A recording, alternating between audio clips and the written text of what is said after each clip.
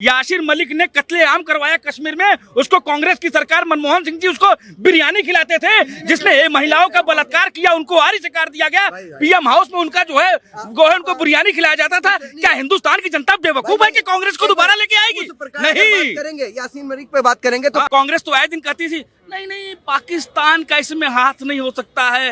वो तो आए दिन पाकिस्तान को क्लीन चिट देती थी, और उसी पाकिस्तान को जब मोदी जी ने घुस करके मारा तो उसके जो है वहां के प्रधानमंत्री के पैर कांप रहे थे। बोले अभिनंदन को जल्दी से जल्दी वापस कर दो, नहीं तो भारत अटैक कर देगा।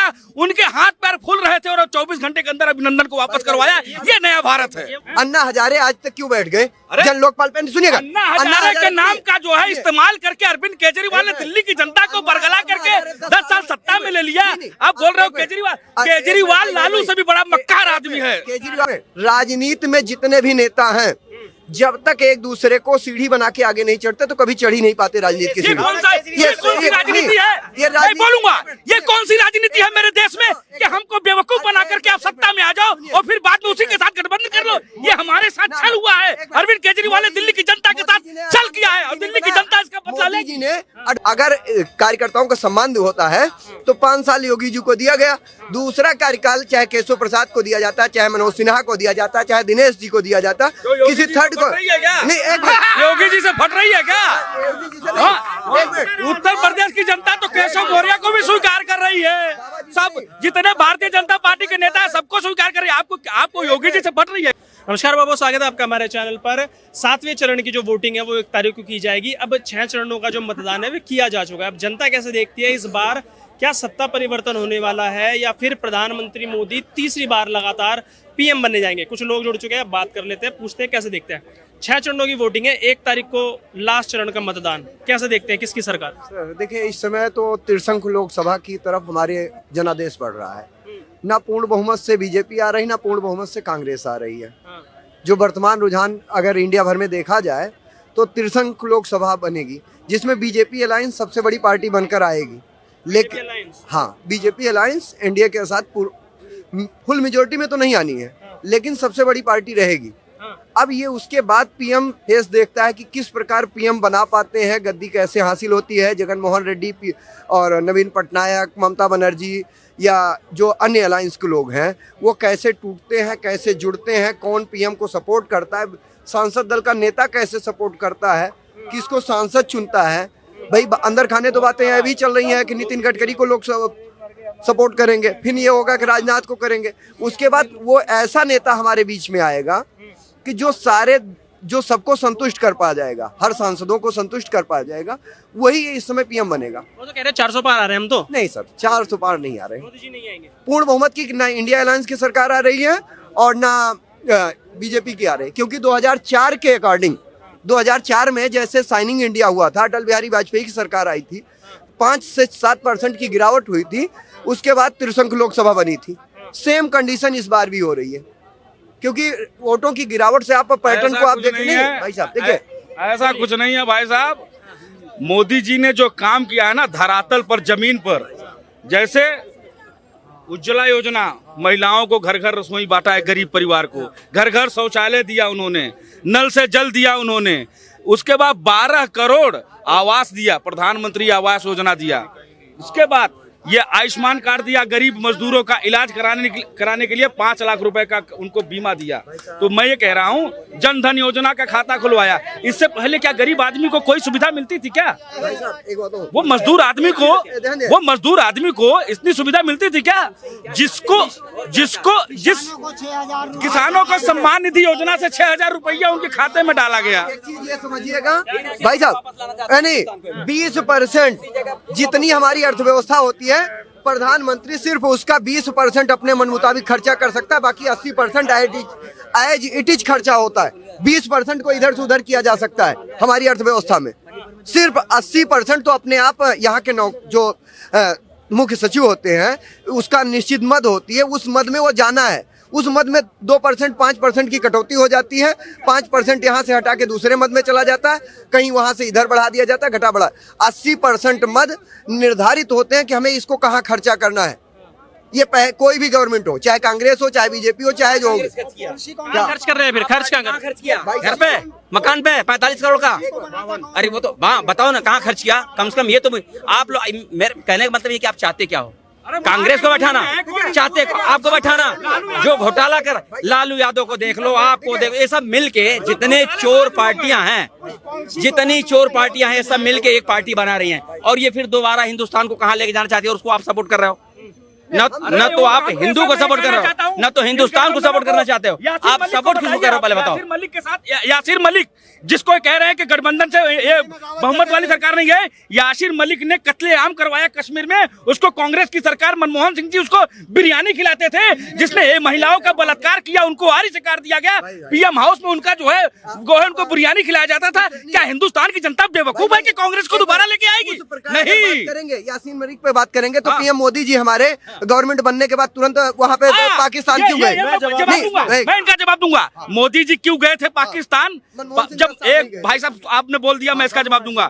मोदी जी पाकिस्तान इसलिए गए थे कि मोदी जी जो भी एजेंडा चलाते हैं ना, वो पहले से अपनी तैयारी करके रखते हैं। वो पाकिस्तान गए, उसके बाद मालूम है पाकिस्तान की ठुकाई कितनी हुई? अमेरिका ने क्या बोला मालूम है? कि मोदी तो पाकिस्तान गया भी था, ये पाकिस्तान ही है जो नहीं मानता है। इसमें मोदी, इसमें इंडिया के ऊपर कोई उंगली नहीं उठाया विदेशों में, क्योंकि ये मोदी जी का एक ऐसा एजेंडा है। अरे यार, बड़े भाग्य से ऐसा प्रधानमंत्री देश को मिला है कि आगे की सोचता है, वो पीछे की नहीं सोचता, वो आगे की सोचता है। अभी भी कह रहे हैं 125 दिन का कार्यकाल पूरा से पहले ही बना लिया, क्या करेंगे 125 दिन? भाई साहब देखिए, अगर मोदी जी भारत को सशक्त बना रहे होते तो जिस प्रकार कोरोना में हम कोरोना काल में सारा पूरा भारतवर्ष एक हुआ, वैसे हम अपनी बॉर्डर की सुरक्षा के लिए, जैसे इजराइल की अस्थायी सीमा लगी हुई है, हमारे यहाँ तो कुछ अस्थायी है, कुछ पहाड़ी सीमा है, कुछ जलीय सीमा है।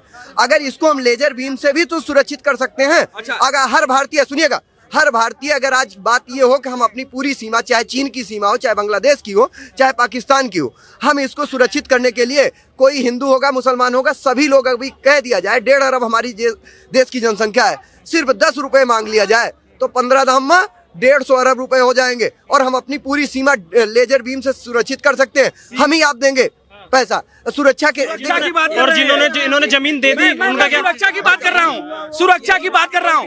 भैया ये बताइए, इसी चांदनी चौक में बम फटा, मुंबई के लोकल ट्रेन में 209 लोग मारे गए, बनारस के हनुमान मंदिर में लोग मारे गए, कनॉट प्लेस में बम फटा, सरोजिनी नगर मार्केट में बम फटा।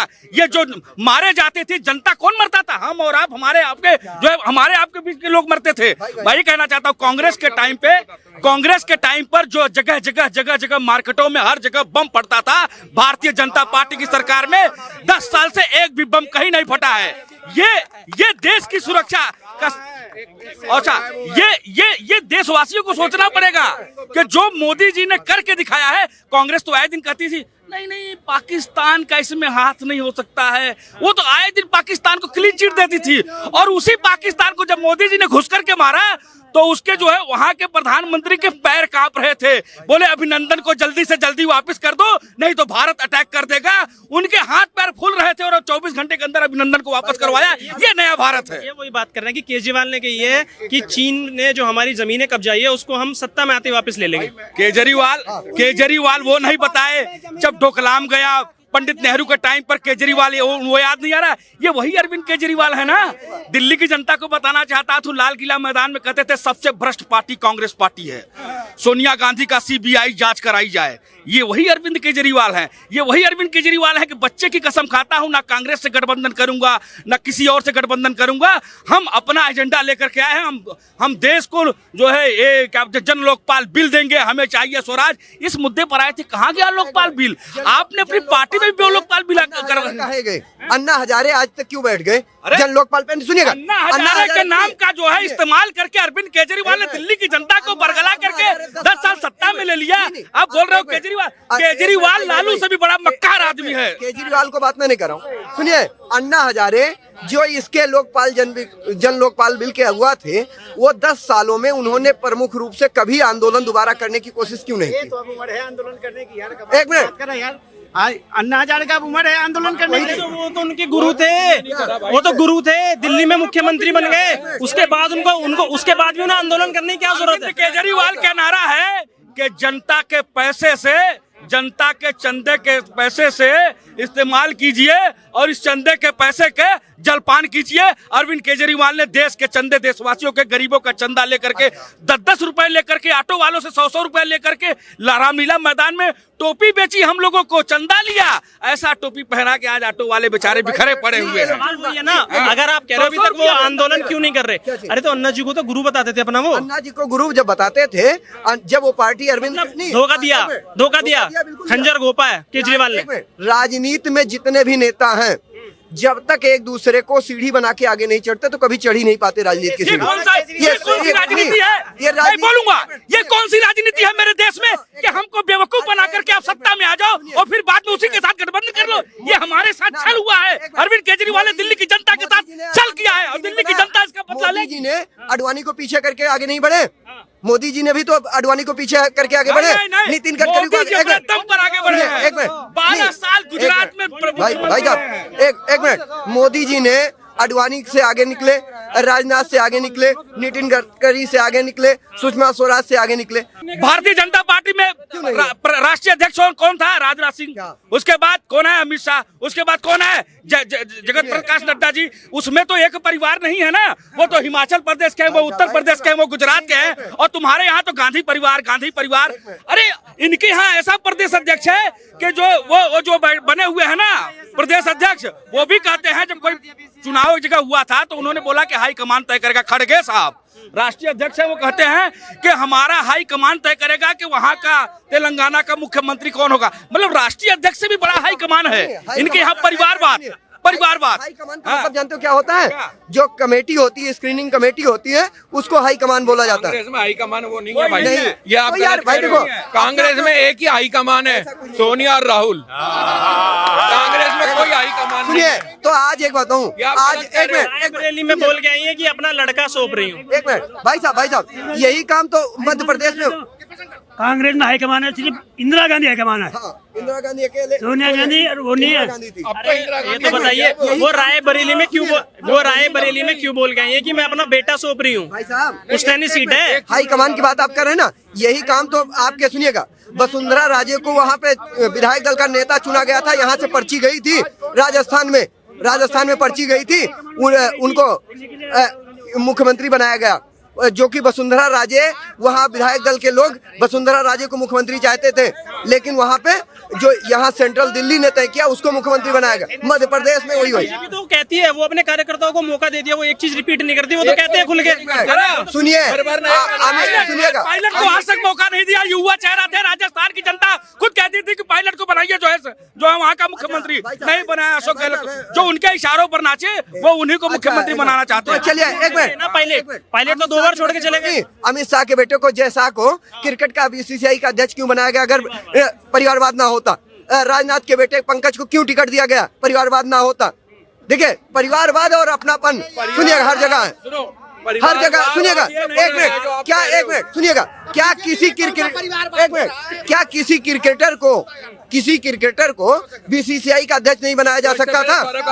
नहीं, कभी एक मिनट, शाह और पंकज सिंह, इनको परिवारवाद का मतलब ही नहीं पता है। परिवारवाद का मतलब ये है भैया मेरे कि मैं अपनी ऑटो चला रहा हूँ, मेरे बाद मेरा बेटा ही ऑटो चलाएगा, मेरा परिवार ही ऑटो चलाएगा और कोई नहीं चलाएगा। ये परिवारवाद है। परिवारवाद ये नहीं कि मैं जो काम कर रहा हूँ मेरे बाद मेरा ही परिवार करे, और भी लोगों को मौका। भारतीय जनता पार्टी किसी एक परिवार के राष्ट्रीय अध्यक्ष नहीं बनाया है। भारतीय जनता पार्टी हर कार्यकर्ताओं को मौका दिया है और हर कार्यकर्ता मेहनत करके अपने दम पर राष्ट्रीय अध्यक्ष बने हुए हैं। किसी की बात की बेपंसी नहीं है भारतीय जनता पार्टी। सुनिएगा, अब बाप की बपौती की बात कर रहे हो। चलिए, उत्तर प्रदेश में केशव प्रसाद मौर्य अध्यक्ष थे, जिनके नेतृत्व में पूरा चुनाव लड़ा गया और वहां पे ये पूर्ण बहुमत की सरकार आई। अंत में दिल्ली हाई कमान ने तय किया बाबा योगी आदित्यनाथ को मुख्यमंत्री बनाने के लिए। समझ लीजिएगा, ये वहाँ की हकीकत है। जिसके एक मिनट, ऐसा कुछ, एक मिनट, केशव प्रसाद मौर्य को दोबारा मुख्यमंत्री क्यों नहीं बनाया? विधायक दल की मीटिंग में चुना जाता है ना। दिनेश शर्मा को क्यों मुख्यमंत्री नहीं बनाया गया? सुनिए, योगी आदित्यनाथ ही वल्ली थे, दिनेश शर्मा सबसे पढ़े लिखे आदमी थे। योगी बाबा बनाए उन्होंने। एक मिनट, दिनेश शर्मा सबसे पढ़ा लिखा योग्य व्यक्ति था, मुख्यमंत्री उसको ना बना के। पढ़ा लिखा तो राहुल गांधी भी है। एक मिनट। अरे भाई अगर अरे पढ़ा लिखा तो राहुल गांधी भी है। पढ़ा लिखा तो राहुल गांधी भी है। भाई कार्यकर्ता को अगर दिया जाए, एक मिनट भाई एक मिनट पढ़ा लिखा तो अरे एक मिनट एक करके पढ़ा लिखा तो राहुल गांधी भी है और वो कैम्ब्रिज से पढ़ गया है। एक मिनट, अगर कार्यकर्ताओं का सम्मान होता है तो 5 साल योगी जी को दिया गया, दूसरा कार्यकाल चाहे केशव प्रसाद को दिया जाता, चाहे मनोज सिन्हा को दिया जाता, चाहे दिनेश जी को दिया जाता, किसी थर्ड को नहीं। एक मिनट, योगी जी से फट रही है क्या? एक मिनट, उत्तर प्रदेश की जनता तो केशव मौर्य को भी स्वीकार कर रही है, सब जितने भारतीय जनता पार्टी के नेता है सबको स्वीकार कर रही है। आपको योगी जी से फट रही है क्या? अरे उत्तर प्रदेश उत्तम प्रदेश हो गया, दौड़ने लगा है उत्तर प्रदेश। अब उन जो गली के जो गुंडे थे ना, उनकी जय जय छह छह राम नाम सब तो हो रही है, तो योगी जी को क्यों बना रहे हो? योगी जी को, अरे उत्तर प्रदेश का देश का सौभाग्य है कि हमें उत्तर प्रदेश में योगी आदित्यनाथ जैसा मुख्यमंत्री मिला है। एक मिनट, अब आप इनसे ये पूछिए कि जब इनके इस सवाल का जवाब है, अगर कार्यकर्ताओं का सम्मान होता है नहीं तो एक मिनट, योगी जी राजस्थान में 5 साल में भाग गए, छत्तीसगढ़ में 5 साल में भाग गए, 5 साल नहीं टिकते हैं ये, और दूसरे को सबक दूसरे को समझा रहे हैं। अपने घर में देखिए साहब कि आपके घर में क्या हो रहा है। इनसे जवाब ये दे पूछिए कि भाई अगर कार्यकर्ताओं का, इनका एक सवाल है कि बीजेपी पार्टी में कार्यकर्ताओं का सम्मान होता है तो 5 साल योगी की सरकार देखने के बाद क्या वहां और कोई सीएम चेहरा नहीं हो सकता था? योगी जी अगर अच्छा काम कर रहे हैं तो क्यों बदले? जनता को चाहिए योगी, जनता को योगी चाहिए। तो एक मिनट, मतलब एक मिनट, एक व्यक्ति अच्छा काम करे तो बाकी कार्यकर्ता नहीं है? मोहन यादव भी तो पार्टी के कार्यकर्ता ही थे, जो तीसरी पंक्ति में बैठे हुए थे। उनको पार्टी ने बोला कि अगला मुख्यमंत्री मध्य प्रदेश का मोहन यादव हो सकते हैं।